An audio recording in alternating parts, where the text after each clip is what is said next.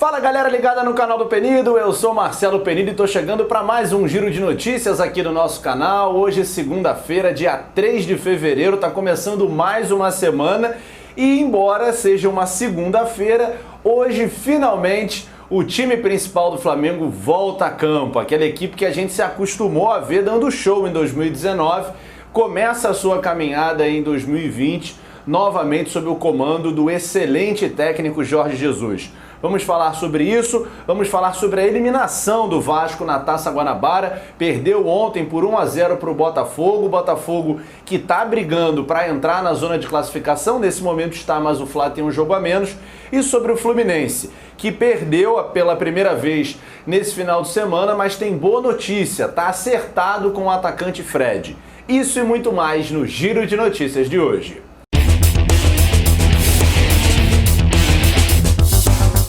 Rapaziada, finalmente o Flamengo volta a campo com o seu time principal. A bola vai rolar às 8 horas da noite no horário de Brasília, no Maracanã. A gente vai ter casa cheia até o último domingo. Ontem foram vendidos mais de 35 mil ingressos, então eu imagino que a gente vai ter aí pelo menos uns 40 e poucos mil torcedores. É um ótimo público, apesar de ser início de mês, muita gente ainda não recebeu, não chegou o dia 5, é segunda-feira, que não é um bom dia, mas é 8 horas da noite, né? Então não fica tão tarde para quem precisa acordar cedo no dia seguinte. De qualquer forma, a gente continua sem exibição dos jogos do Flamengo, né? Então, para acompanhar, para assistir o Flamengo jogar hoje só estando no estádio. Você pode acompanhar a narração do Penidaço aqui no canal do Penido, evidentemente. Eu recomendo, inclusive, mas para ver o Flamengo jogar hoje só estando no estádio. E a gente vai ter aí um bom público para esse que vai ser o primeiro jogo do Flamengo na temporada. O Flamengo ainda vai enfrentar o Madureira nessa fase de grupos no próximo final de semana. E aí a gente vai ver como é que vai ficar essa composição.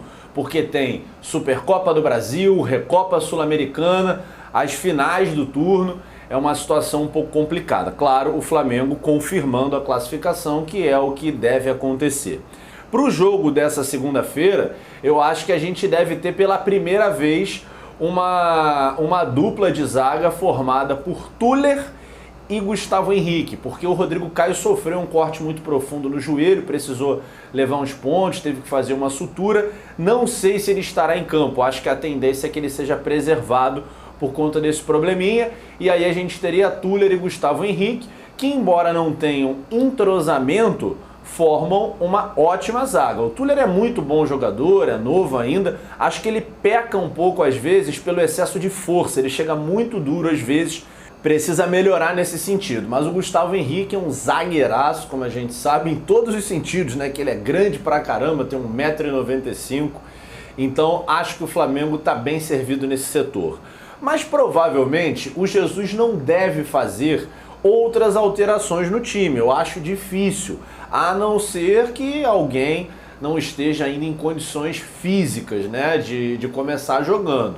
O Diego, estão falando que está treinando muito bem, voltou muito bem. É uma possibilidade, porque é uma espécie de 12º jogador. E eu tô curioso mesmo para ver o Thiago Maia em campo. Mas acho que qualquer alteração, qualquer mudança entre os titulares deve acontecer com um pouco mais de tempo, de treinamento e tudo mais. Também no grupo A, o Botafogo está numa situação já bem melhor, né? Porque em 3 jogos conseguiu 3 vitórias com o time principal, venceu o Vasco com 1-0, que foi conseguido nos instantes finais, 44 do segundo tempo para ser mais exato. Já tinha sido assim contra o Resende também. Um gol na hora de acabar, e o Botafogo conseguiu somar mais 3 pontos. É muito importante porque entra definitivamente na briga por uma vaga. Se acontecer um resultado mais improvável do mundo, que é o Flamengo perder para o Resende, que eu não acredito que isso possa acontecer, o Botafogo fica na segunda posição. O Boa Vista tem 10 pontos, o Botafogo tem 9, o Flamengo tem 7, mas vai jogar nessa segunda-feira. E aí a classificação do Bota vai ficar para a última rodada. Tem o clássico com o Fluminense, não vai ser um jogo fácil, muito pelo contrário, Mas o Flu joga no meio da semana, na terça-feira, amanhã, contra a União La Calera na Sul-Americana. Então vai ter um jogo a mais que o Botafogo. O Botafogo leva essa certa vantagem, que não é lá tão grande assim. É um clássico que normalmente é decidido nos detalhes. Acho que o Fluminense tem um time um pouco melhor. A gente, nesse momento, já vai contar com todo mundo no ataque tricolor, então vai ainda mais encorpado. Acho que o Flu tem um time melhor, mas o momento do Botafogo é muito bom, então não dá pra gente saber o que vai acontecer. Mas a classificação vai ficar para essa última rodada. Já a classificação do Fluminense, ela tá muito bem encaminhada. Mesmo com a derrota de 1-0 para o Boa Vista, o Flu conseguiu já somar 12 pontos. Então, então a possibilidade de classificação é realmente enorme. Eu não vejo como o Fluminense poderia ficar fora das semifinais, porque na última rodada, como eu já disse, o Madureira vai enfrentar o Flamengo. O time principal do Flamengo não vai ganhar. Então o Volta Redonda seria aí o segundo time, pode até assumir a liderança do grupo, mas eu não vejo como o Flu ficaria de fora dessas semifinais. O Flu que acertou com o Fred, já há o acerto com o jogador, agora é uma questão de detalhe, mas o Fred vai defender o Fluminense em 2020, acho que qualifica demais o ataque tricolor. Ele é sim um veterano, eu já vi alguns comentários, muita gente falando que ele tá velho, mas acho que o Fred ainda tem muito para render pro futebol e é um ídolo, né, gente? É um cara que tem uma identificação enorme, é o terceiro maior artilheiro da história do Fluminense. A questão do ídolo é muito importante, isso leva o torcedor para o estádio, o Flu precisa disso, não dá para ficar jogando no Maracanã com poucas pessoas, porque acaba dando prejuízo.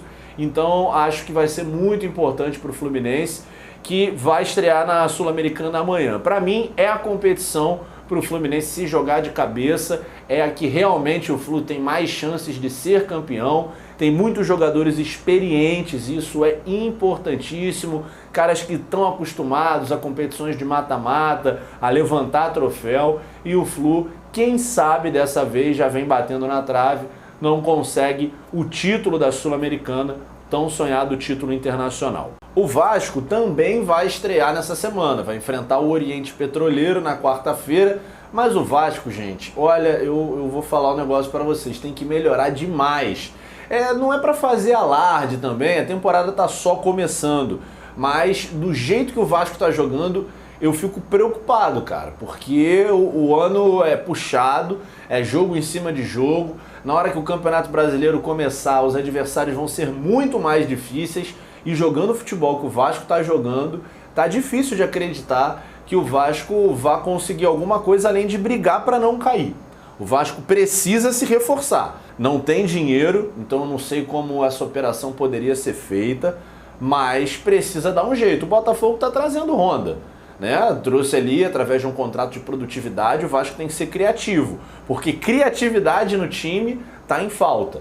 Não dá para você jogar só com volante e atacante, a não ser que você tenha volantes qualificados. O Guarim vai acertar, vai dar uma melhorada no meio de campo, mas a coisa precisa mudar completamente de figura, porque do jeito que tá, o Vasco já está eliminado da Taça Guanabara, nem terminou a fase de grupos, ainda restam 2 jogos, ou melhor, o Vasco ainda tem mais um jogo, mas está fora das semifinais. Isso é um indício complicadíssimo. O Abel começa com o pé esquerdo, a torcida está super na bronca, e eu não sei não, galera. Confesso que eu estou muito preocupado com a temporada de 2020 do Vasco. Beleza? Eu fico por aqui, peço para que você deixe seu like, é muito importante pra gente. Se for novo por aqui, se inscreve aqui no canal, clicando no botãozinho vermelho, clica no sininho para ativar todas as notificações para você receber os avisos quando a gente postar vídeo novo. Valeu, galera, até a próxima!